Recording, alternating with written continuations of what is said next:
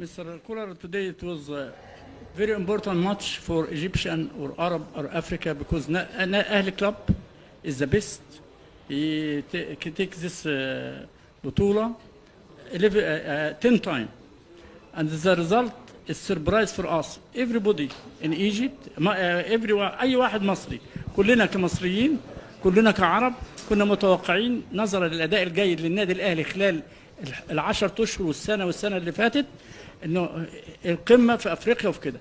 لكن النهارده النادي الأهلي احنا قلنا الأهلي ضاعت فرص لو تحققت نص هذه الفرص لكنا ساعدتنا لما نروح كازابلانكا في 11 الشهر ده ان احنا نفوز بالبطوله نتيجه لمجهود الكوتش كولر يو اند ذا بلاير ايجيبشن.